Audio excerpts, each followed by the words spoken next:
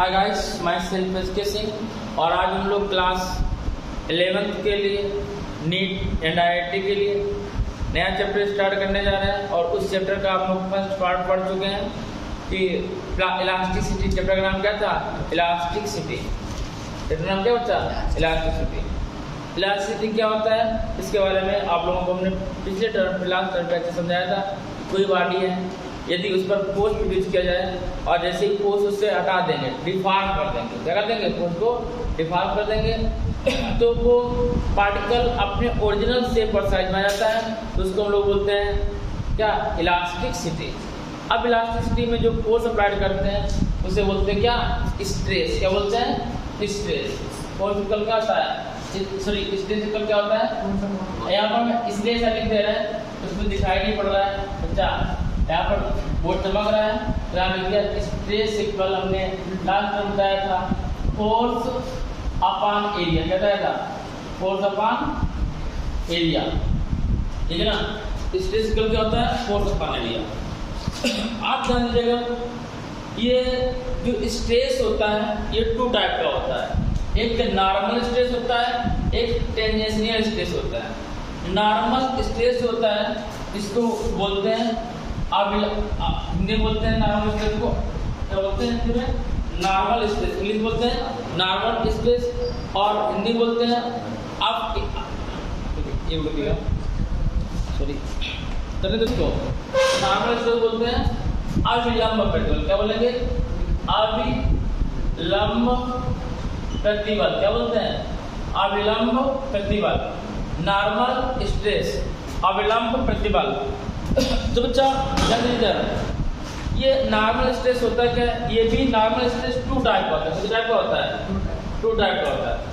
एक होता है लॉन्गिट्यूडिनल स्ट्रेस। क्या होता है? लॉन्गिट्यूडिनल। क्या होता है? Longitudinal stress. क्या होता है? Longitudinal stress. देखिए, जो नॉर्मल स्ट्रेस होता है, पहले स्ट्रेस दो टाइप होते हैं, नॉर्मल स्ट्रेस और टेंजेंशियल स्ट्रेस। नॉर्मल स्ट्रेस को हिंदी में बोलते हैं अविलंब प्रतिबल। क्या बोलते हैं? अविलंब प्रतिबल। और नॉर्मल स्ट्रेस टाइप होते हैं, नॉर्मल स्ट्रेस टू टाइप होते हैं। एक होता है लॉन्गिट्यूडिनल स्ट्रेस। अब लॉन्गिट्यूडिनल स्ट्रेस क्या होता है इसके बारे में थोड़ा सा समझेंगे, फिर हम लोग आगे बढ़ेंगे। लॉन्गिट्यूडिनल स्ट्रेस क्या होता है? लॉन्गिट्यूडिनल स्ट्रेस सपोज किया, एक बार ले ली, बार भी छड़ ली, क्या ली? छड़ ली। और किसकी लेंगे? मेटल की छड़ ली। किसकी छड़ ली?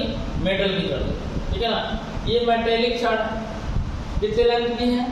L length. कितने लेंथ की है? L लेंथ की। ये मेटेलिक छड़ है, L लेंथ की, ठीक है। ये छड़ सपोज इतनी लंब थी, इतनी लंब थी, L छड़, ठीक है ना। इस पे mg वेट प्रोड्यूस किया। कितना वेट प्रोड्यूस किया? mg। और mg क्या होता है? फोर्स होता है। mg फोर्स यूज किया तो ये क्या होगा? ये इंक्रीज हो जाएगी, बढ़ जाएगी। स्प्रिंग है तो क्या हो जाएगी? बढ़ जाएगी, ठीक है ना। अब ये बढ़ेगी तो कितनी बढ़ेगी? सपोज ये डेल्टा एल बढ़ेगी। कितने बढ़े? Delta L. क्या कितना बढ़े बच्चा? Delta L. तो बच्चा इसका जो यहाँ पर आप देख रहे हैं, इसका एक रेडियस होगा। क्या होगा? रेडियस होगा। तो यहाँ पर रेडियस क्या होगा? पाई आर स्क्वायर। क्या होगा? पाई आर स्क्वायर। पर समझेगा, पहली बात हमने बात करी कि what is normal stress. Normal stress, the stress क्या है? The ratio of restoring force, the ratio of restoring force per unit area called stress. फिर बोले स्ट्रेस कितने टाइप होता है? आपने बोला टू टाइप का, normal stress and tangential stress. अब आपने बोला कि नॉर्मल स्ट्रेस क्या है? नॉर्मल स्ट्रेस ऐसे पार्टिकल पर प्रोड्यूस होता है जिसकी लेंथ हो, विड्थ हो, लेंथ हो, विड्थ हो, मीन्स लंबाई हो, चौड़ाई हो, अथवा लंबाई चौड़ाई दोनों हो, अथवा लंबाई चौड़ाई चाहे तीनों हो, उसमें क्या लगता है? Normal stress. क्या लगता है? Normal stress. अच्छा समझिएगा, ध्यान दीजिएगा, आपने कोई छड़ ली, सपोज किया आपने कोई छड़ ली, यहाँ पे मेरे पास वुड की छड़ जो आप लोगों के लिए, ठीक है ना। हम लोगों ने जिससे लोहे की छड़ ले लें, किसकी छड़ ले लें? लोहे की। और एक पॉइंट पे फिक्स करते हैं। जब एक पॉइंट फिक्स करेंगे उसके बॉटम पे निचले सतह पर हैवी वेट लटका, इतना हैवी वेट, मान लीजिए इतना मोटा आयरन का छड़ हो, इस पे 10 कुंटल का वेट लटका होता है। कितना? 10 कुंटल का। तो इसमें थोड़ा सा झूल खा जाएगा, लंबाई में इंक्रीजिंग हो जाएगी। क्या हो जाएगी? लंबाई में इंक्रीजिंग हो जाएगी। तो इसमें जो फोर्स प्रोड्यूस करेंगे उसको क्या कहेंगे? mg। और जो हम लोगों ने देखा जो छड़ होती है, वार होती है, उसका एरिया क्या होगा? पाई आर स्क्वायर। तो क्या कहलाएगा? Normal stress. क्या कहलाएगा? तो लॉन्गिट्यूडनल क्या कहलाएगा? Longitudinal stress. तो लॉन्गिट्यूडनल स्ट्रेस को भी किसी से रिप्रेजेंट नहीं करते, सीधा सीधा लिखते हैं लॉन्गिट्यूडनल स्ट्रेस। और इसको क्या बोलेंगे? अनुदैर्ध्य प्रतिबल। इसे क्या बोलेंगे हिंदी में? अनुदैर्ध्य। लॉन्गिट्यूडनल कितनी क्या होती है? अनुदैर्ध्य प्रतिबल बल बटे क्षेत्र क्या होगा? Force upon area. क्या होगा? Force upon area. हिंदी में बोलते हैं लॉन्गिट्यूडनल स्ट्रेस, इंग्लिश में। हिंदी में बोलते हैं अनुदैर्ध्य। क्या बोलेंगे? अनुदैर्ध्य प्रतिबल। क्या बोलेंगे? अनुदैर्ध्य प्रतिबल। बात समझ में? ये क्या है? Longitudinal stress. ठीक। अब बोले दूसरा कौन सा है? दूसरा ही बात कर ले। दूसरा कहलाता है वॉल्यूम स्ट्रेस। क्या कहलाता है? Volume stress. अभी इसके बारे में थोड़ा और समझाना रहेगा, उसको और समझा देना है। अब बोले कि लॉन्गिट्यूडनल का सर कोई ऐसा एग्जाम्पल बताइए जो आप डेली लाइफ में किससे समझ सके। तो अच्छा हमने बताया पहले लॉन्गिट्यूडनल के बारे में समझ। देखिएगा आपने देखा होगा जो पोल होते हैं लाइट वाले पोल, देखा लाइट वाले पोल, ठीक। इसमें वायर लगे होते हैं। कितने वायर होते हैं? बोलो। 3 होते हैं। 2 फेस होते हैं। क्या होता है? अर्थ होता है। फेस मान में पॉजिटिव चार्ज, 2 में पॉजिटिव चार्ज दौड़ता है। कौन सा दौड़ता है? Positive charge. एक क्या जब दौड़ता है? अर्थ। क्या जब दौड़ता है? अर्थ। कभी क्या होता है कि एक बगल वाले घर में लाइट आ रही होती है पॉजिटिव नेगेटिव से, बल्ब जल रहा होता है, ठीक है ना। एक पॉजिटिव चार्ज लिया, नेगेटिव चार्ज लिया, बगल वाले घर में लाइट जल रही है, ठीक है ना। और इसमें सेकेंड वाले में करंट नहीं फ्लो हो रहा है, तो इसमें बगल वाले घर में लाइट नहीं जल रही है। तो कहते मेरा फेस चला गया। फेस नहीं, पॉजिटिव चार्ज में करंट आ रहा होता है, नेगेटिव नहीं आ रहा। चलिए मैं इससे लेना देना नहीं है, हम सीधा वायर की बात करते हैं। देखिए आप लोगों ने देखा होगा जब सर्दियां आती हैं, आप देखिएगा अभी जब सर्दियां आती हैं तो ये वायर 2 पोलों के बीच बिल्कुल टाइट रहता है, ऐसा स्ट्रेट रहता है, टाइट रहता है, ठीक है ना। और जब गर्मियां आ जाती हैं तो लूज हो जाता है। क्यों लूज हो जाता है? क्योंकि तार बहुत लंबा होता है, थोड़ा थोड़ा टेम्परेचर पड़ता है उस पर, तो थोड़ा थोड़ा खिसकता है, और थोड़ा थोड़ा किसी का लेंथ क्या जाती है? इंक्रीज जाती है। क्या जाती है? इंक्रीज जाती है। तो ये लूज हो जाता है। क्या जाता है? लूज हो जाता है। इसीलिए यदि गर्मियों में वायरिंग की जाएगी, इसकी जो लाइट की जो प्लानिंग चलती है, जो लाइट की वायरिंग की जाती है गर्मियों में कर दी जाए और टाइट बार बांध दी जाए। सर्दी होगी तो टूट जाते हैं। क्यों टूट जाते हैं? सिकुड़ेंगे, ठीक है ना। आपने देखा होगा कभी भी गर्मियों में लाइन टूटती नहीं है। ये लाइन गर्मियों में टच होगी, इतना लूज जाती है, आपस में टच हो जाती है। तो कुछ जो आउटर साइड में होता है, गांव साइड में होता है, तो लोग क्या करते हैं? इसमें ईटा बांध देते हैं।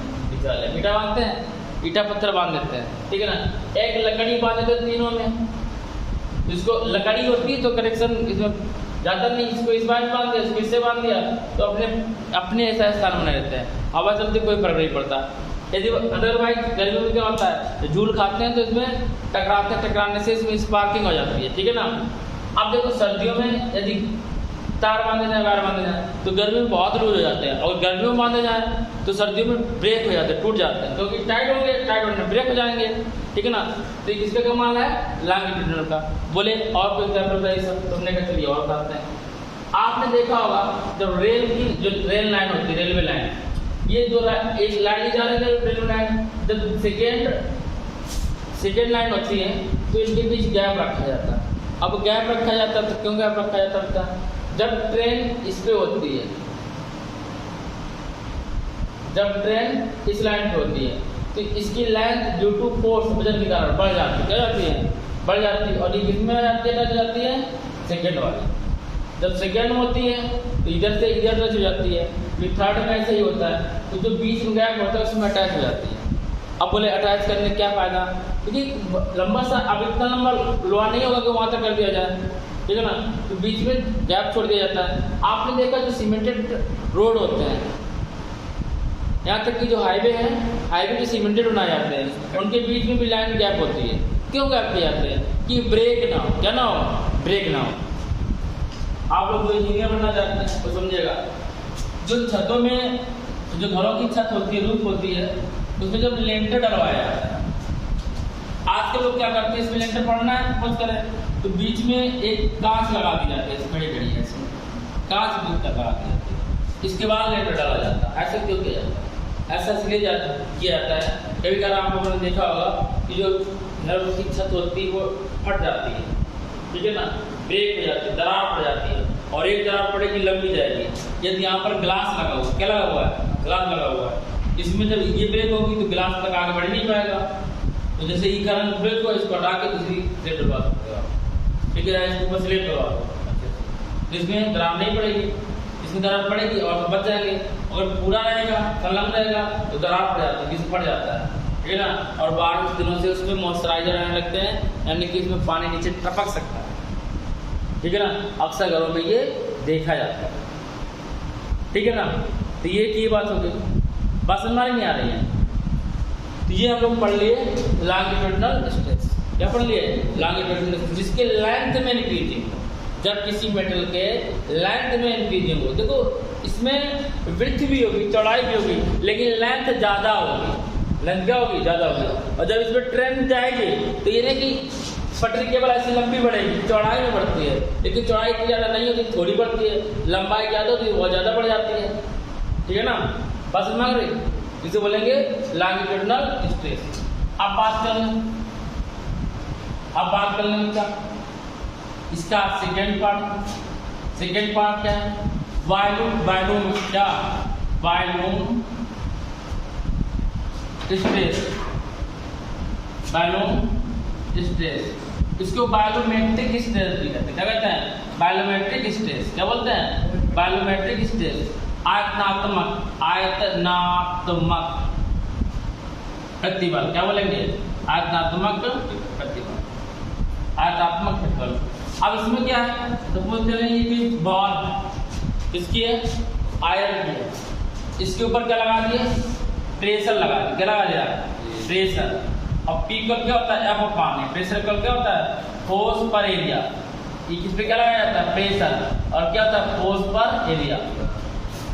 तो जब किसी कोई ऐसी बॉडी हो जिसके वॉल्यूम में चेंजिंग हो रही है, इसमें आयतन में चेंजिंग हो रही है, तो इसे क्या बोलते हैं, वॉल्यूम स्ट्रेस, क्या बोलते हैं, वॉल्यूम स्ट्रेस, और इसको बोलते हैं, इसको बायोमेट्रिक स्ट्रेस भी कहते हैं, क्या कहते हैं, बायोमेट्रिक स्ट्रेस, क्या बोलेंगे, बायोमेट्रिक स्ट्रेस। बाल थी, दबा दी, और दबाने से कैसे बाल यहाँ पे आ गया, ठीक है ना, तो कैसे होगा, बायोमेट्रिक स्ट्रेस, कैसा हुआ, बायोमेट्रिक स्ट्रेस, बात समझ आ रही है।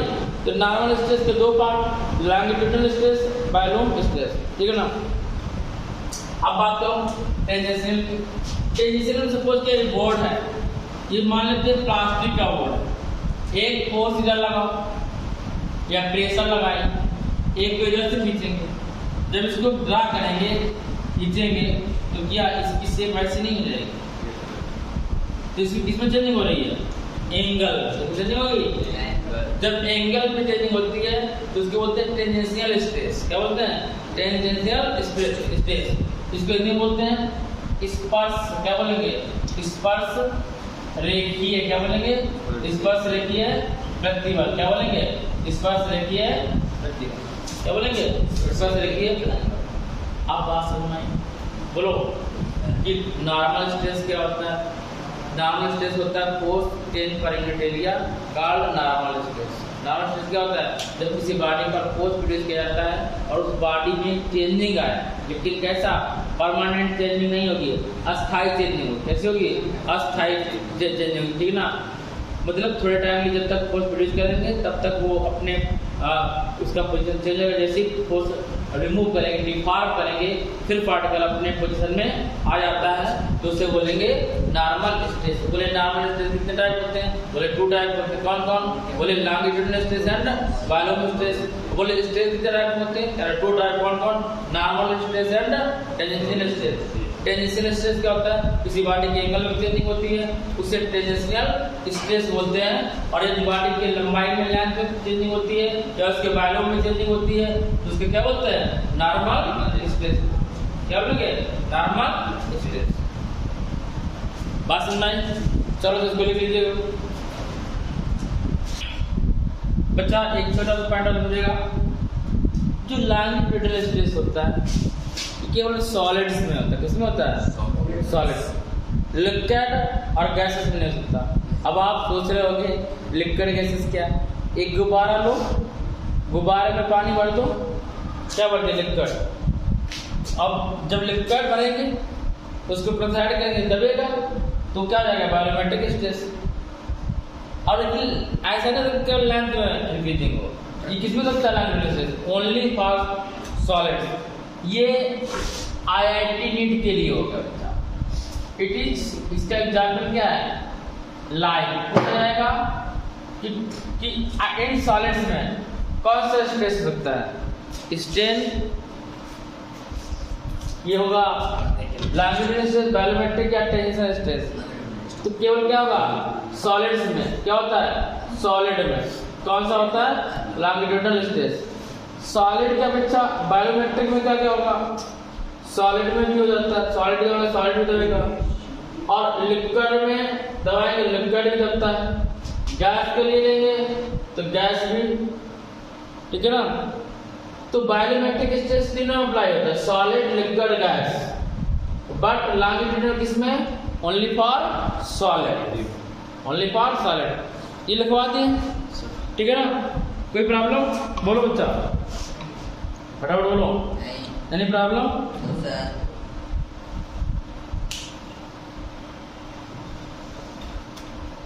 अब देखो, अब आप मुझे सब टेंजेंशियल किसमें होता है? टेंजेंशियल होता है जो भी मेटल होता है, मेटल की सरफेस पे होता है। कहाँ होता है? At the metal surface. किस पे होता है? At the metal surface. ये किसमें होता है? At the metal surface. ये कंपटीशन छोटी छोटी बातें होती जाती है, ठीक है ना? अब जैसे छोटे छोटे कंपटीशन, जैसे आपने पॉलिटेक्निक करना चाहे, पॉलिटेक्निक में ही हो गया। नर्सिंग करना चाहते बच्चे, नर्सिंग के लिए आता है ऐसा छोटे छोटे क्वेश्चन, ठीक है ना? बात समझ आए? बीएससी नर्सिंग या कोई भी नर्सिंग में छोटे छोटे हो जाते हैं इस टाइप के। फार्मासिस्ट में इस टाइप के क्वेश्चन हो जाते हैं। टेस्ट होता है फार्मेसी का, ठीक है ना? तो उसमें से छोटे क्वेश्चन आते हैं। बच्चे नीट में नहीं पूछा जाएगा कि लॉन्गिट्यूडनल किसमें क्रिएट होता है? सॉलिड में, लिक्विड में, और थर्ड तीनों सॉलिड, लिक्विड, गैस में। तो बच्चा ओनली फॉर सॉलिड में। और biometric stress solid, liquid, gas किसमें होता है? And tangential only for metallic surface, metallic surface. बात समझ आई बच्चा? आगे बढ़ते हैं। तो थर्ड पॉइंट है बच्चा,